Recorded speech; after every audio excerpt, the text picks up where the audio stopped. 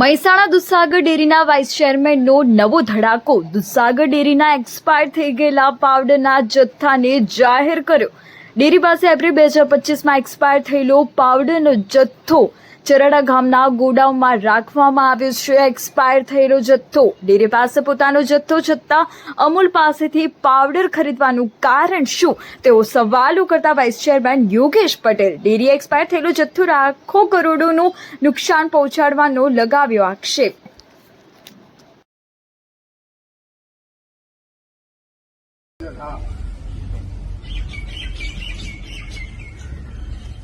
અર્બનિયા ડિરેક્ટરો check કરી એટલે લોકો કે જાગૃત છે।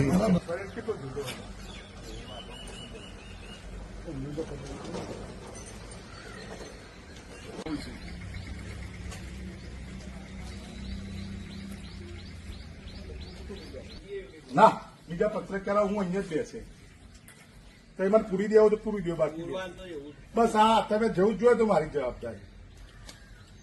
અને તમારું કેસ ટેન્શન ચોકીદારમાં પણ હું થોડી જોઈ, હું તો વાઇસ ચેરમેન હા કેમ ગઠ્ઠા થઈ ગયા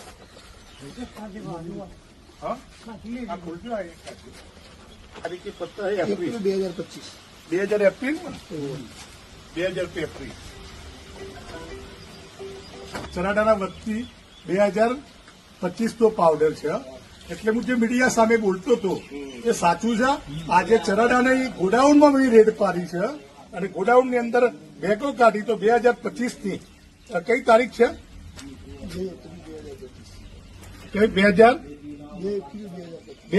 એપ્રિલ 2025 અને એમડી સાહેબ એવું કી છે અને 5000 મેટ્રિક ટન પાછું ખરીદ્યો પાવડર એમને બહારથી અને આપણો આ પાવડર